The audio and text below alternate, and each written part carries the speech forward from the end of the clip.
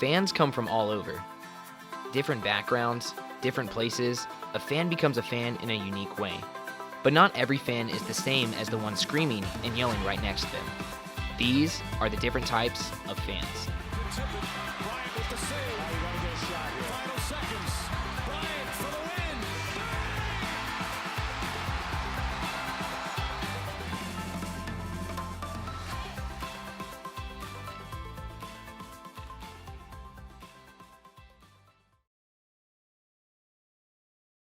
The majority of fans enjoy a sport and cheer on a team, but they may be pretty laid back about it.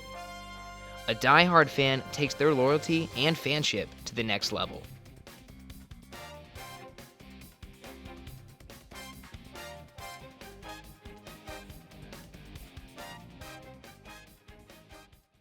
I'm a die-hard Atlanta United fan.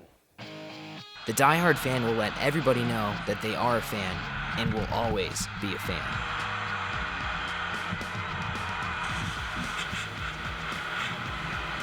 I love repping them all the time, doing everything I can for them. It's Major League Soccer, so it's not as big to a lot of people, but I'm trying to do the best that I can to try to change that.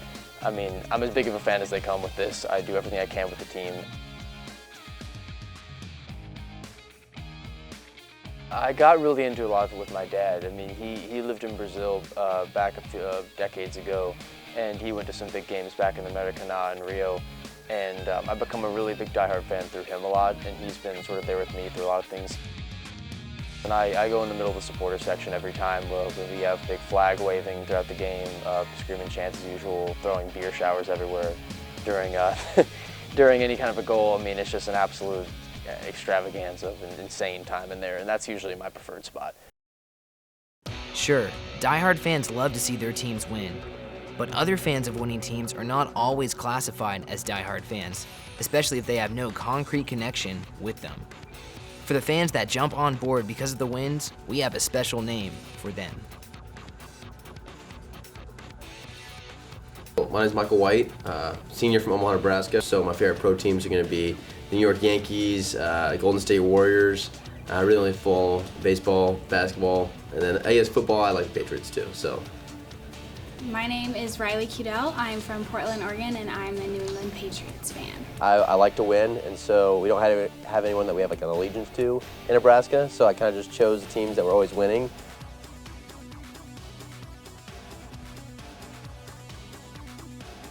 And naturally, I was really attracted to a team like the Patriots because they have such a successful track record, and I mean, who doesn't love Gronk and Tom Brady?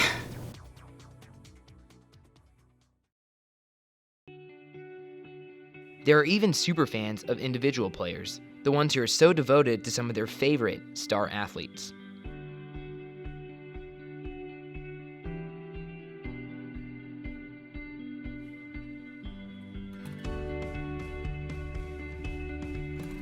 Guys, my name is Danny Morales. I'm from Mansfield, Texas, and I am a fan of Lionel Messi and Barcelona.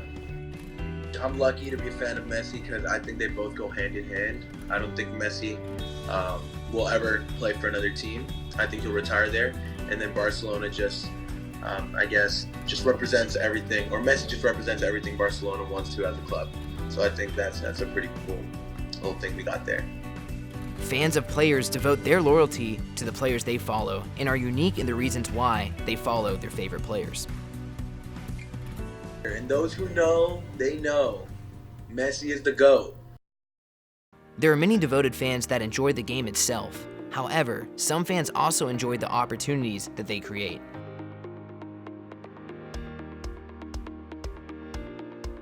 My name is Trent Attia, and I'm a student here at TCU, and I'm the founder and CEO of a new emerging sports betting social media app called Bookit. I noticed that my friends were hopping from Instagram, Twitter, and Facebook to consume, this type of content. And that's when it clicked for me that when my friends were making separate Twitter and Instagram accounts, that there needs to be a niche platform for this community. But as a sports fan, it's made me a lot more just excited about any sporting event, whether it doesn't have to be my favorite team. I could tune into, a mid-season baseball game and watch the full thing and not even really care about either team, but if I have money on the game, I'm obviously going to stick around. Sports betting and fantasy sports together are worth about $10 billion per year in the US. Fantasy sports and gambling allow fans to have stake in each game. Though they don't affect the game itself, the game can affect them in the way that they experience sports. It's like the feeling that the thought of like losing money is like scary, but the thought of winning money is even more exhilarating in my opinion. So I feel like you get, even just winning a fantasy game, you get bragging rights over your friends too, and then you're like, I beat you, like you can't talk any expletive to me this week. So I think I pay attention to the league as a whole more, because I need to know who's performing well, who's getting the ball on certain teams, or who's shooting in basketball. Though there is a price of being this type of fan, sports bettors often continue to place these bets and participate in fantasy sports. A rough estimate, I would say through fantasy sports, I've made a few $100s in my life, and through sports betting, I've probably lost a couple hundred. Basically, during the week, kind of I'll see some games that I like, or parlay some games that I like.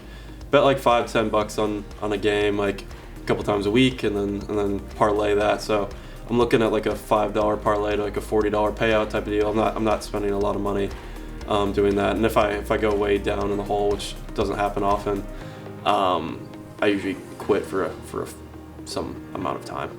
This type of fan is the fastest growing type of fan, with a bright future ahead of the fantasy sports and sports betting community. Looking, cutting, shooting, go! Lavelle to the U.S. This is caught! Diggs! Sideline! Touchdown! Unbelievable! Vikings win it! A fan is more than just a fan. Every single fan is special and unique in their own way.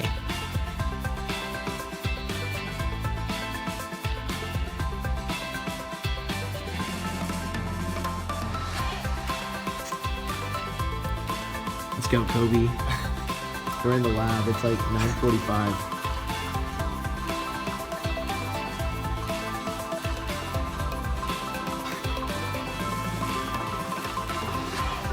Fans come from all over, from different backgrounds, different places. A fan becomes a fan in a unique way. You put this But together. not every fan is the same as the one screaming and yelling right next to them. These are the different types of fans.